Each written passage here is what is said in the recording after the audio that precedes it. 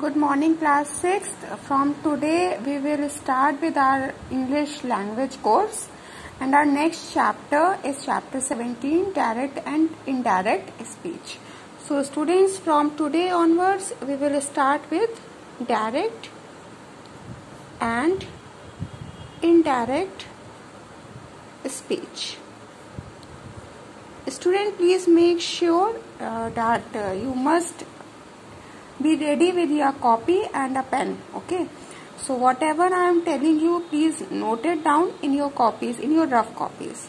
So firstly, we will learn what is direct and indirect speech. Students, direct and indirect speech is also known as narration. Direct and indirect narration, we can call this as narration or direct and indirect narration. Either we can say direct and indirect speech or we can say narration, direct and indirect narration. So what is narration? Firstly, let's come to know कि narration क्या होती है. So narration is the act of representing the words of speaker. Narration का मतलब होता है जो भी चीज हम स्पीकर के वर्ड्स की जो भी बात जो स्पीकर ने हमसे कहा होता है या स्पीकर ने जो भी बात कही है उसको रिप्रेजेंट करना, उसको बताना is known as the narration और डायरेक्ट एंड इनडायरेक्ट स्पीच. ठीक है, तो नरेशन स्पीकर के वर्ड्स को रिप्रेजेंट करने के there are two methods of representing the words of the speaker. ठीक है, there are two ways. What are they? First one is your direct way, a direct speech, and the second one is your indirect way or indirect speech. Okay, students. So firstly, let's come to know what is a direct speech. Direct speech क्या होती है? ठीक है, तो पहले हम लोग इसको बताते हैं कि मतलब क्या होता है डायरेक्ट स्पीच का. The actual words of speaker are quoted as it is without any change. Right now I am just writing. After finishing writing part, I will explain you what does it mean. The exact words of speaker are enclosed in inverted comma और we can call this as quotation mark. ठीक है, इसको हम inverted comma भी कह सकते हैं, हम इसको कोटेशन मार्क भी कह सकते हैं. अब जो हमने लिखा है हम उसको बताते हैं कि क्या लिखा गया है हमने. The actual words of the speaker are quoted as it is without any change. मतलब जो कि स्पीकर ने जो कोई बात कह रहा है या कोई भी सेंटेंस कोई कह रहा है उसको वैसे ही बताना जैसा कि उसने कहा है. हम उसमें कोई भी तरह का कोई चेंज नहीं करेंगे. If suppose I am saying that I am teaching you.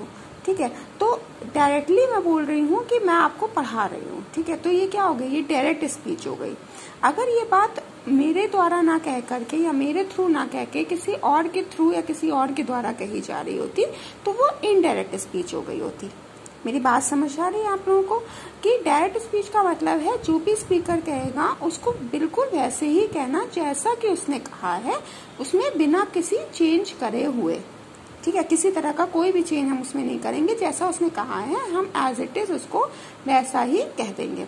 और सेकेंड आइडेंटिफिकेशन क्या होता है डायरेक्ट स्पीच का, जो भी सेंटेंस लिखा होगा data must be enclosed with in inverted commas.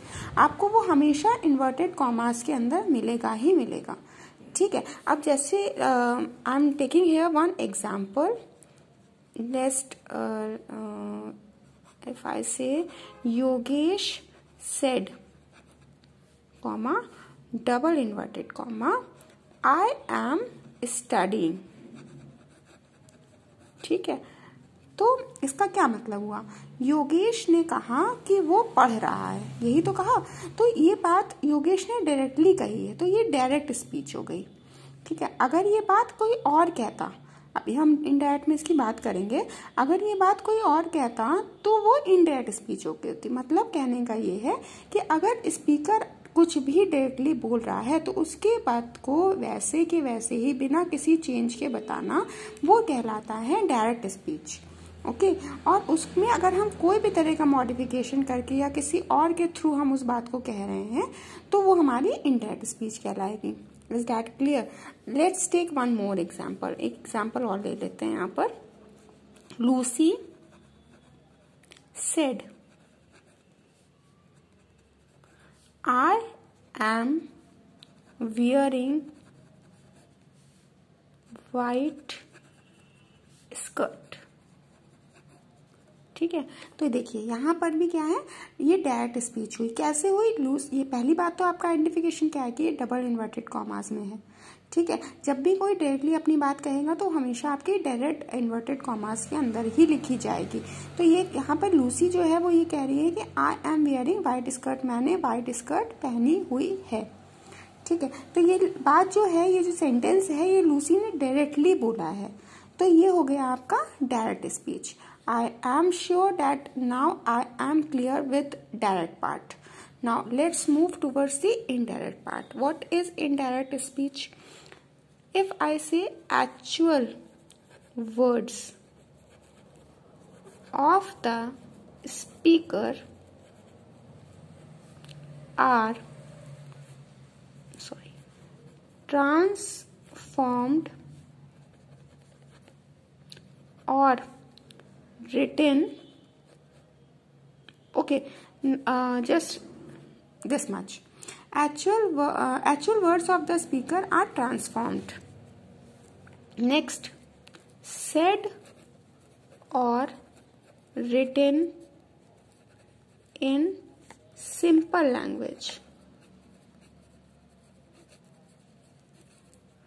ठीक है, तो मतलब इनडायरेक्ट स्पीच क्या होती है कि actual words of the speaker are transformed, हम उसको ट्रांसफॉर्म कर देते हैं, किसी और के थ्रू हम उसको बुलवाते हैं, या कोई और पर्सन उसको कुछ कहता है। ठीक है, उन वर्ड्स को कोई और पर्सन अपनी तरह से बोल करके बताता है, तो वो इनडायरेक्ट स्पीच हो जाती है। ठीक है, सेड और रिटन इन सिंपल लैंग्वेज, और ये एकदम बहुत ही ज्यादा सिंपल लैंग्वेज में लिखा हुआ होता है या कहा हुआ होता है। Is that clear?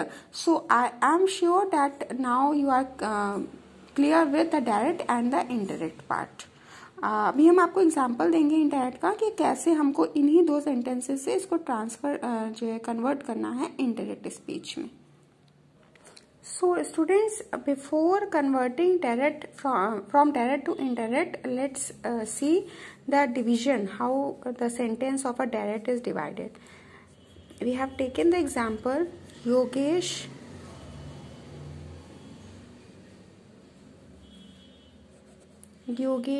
said I am studying.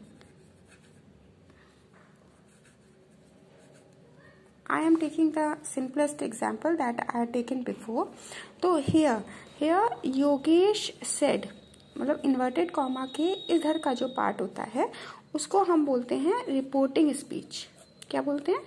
Reporting speech. ये सारी चीजें आपको अपने पास में लिखते जाना है, तभी आपको आएगा डायरेक्ट इनडायरेक्ट करना। ठीक है, रिपोर्टिंग स्पीच हो गया जो आपके इन्वर्टेड कॉमास के इस साइड का पार्ट होता है, उसको हम बोलते हैं, लेफ्ट हैंड साइड का पार्ट जो होता है उसको हम बोलते हैं रिपोर्टिंग स्पीच। क्लियर? जो सेड होता है, ये वाला जो पार्ट होता है वो कहलाता है reporting verb. Okay, reporting verb कहते हैं हम इसको। क्लियर? अच्छा, अब जो हमारे इन्वर्टेड कॉमा मतलब जो हमारे राइट हैंड साइड का जो पार्ट होता है उसको हम बोलते हैं कि वो हमारी क्या है, वो हमारी रिपोर्टेड स्पीच है।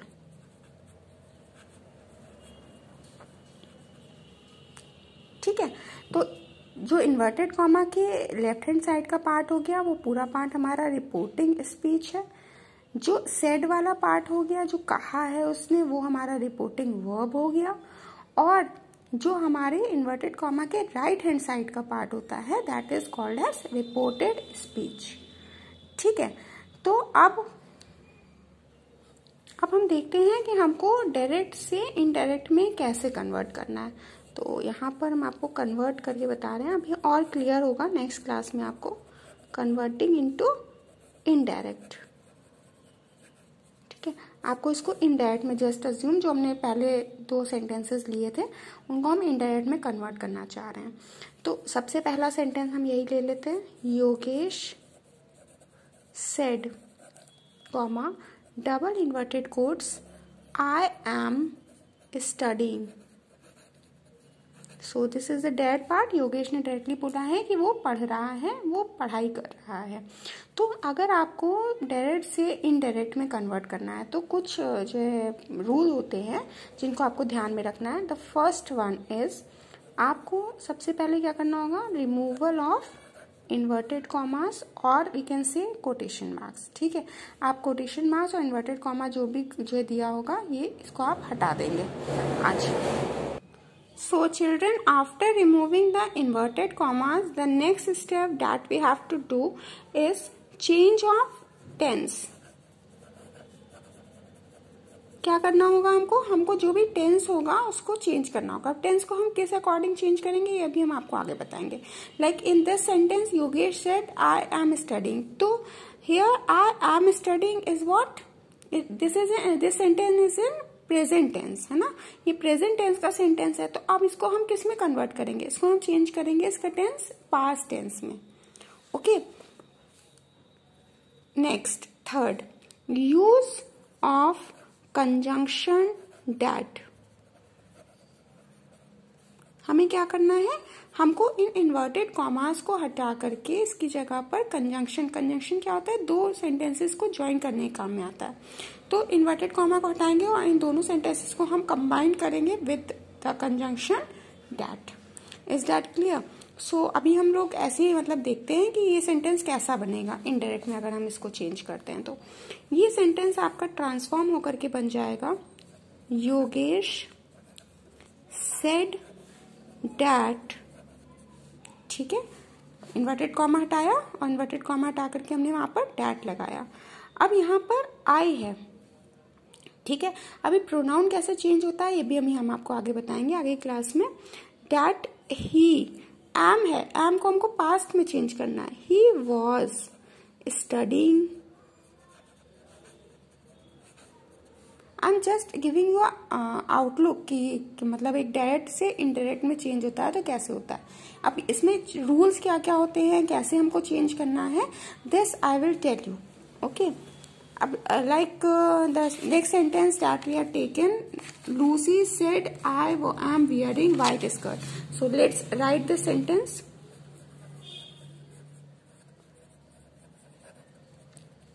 आई am wearing white shirt.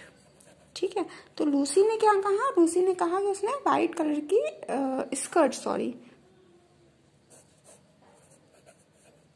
Skirt है।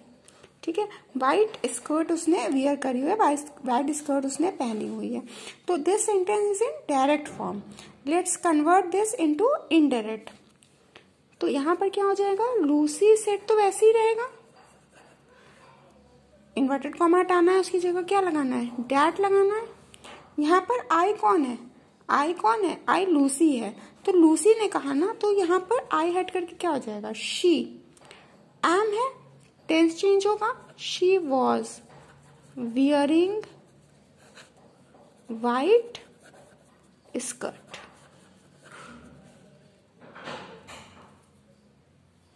So this is how the direct and indirect sentences can be written.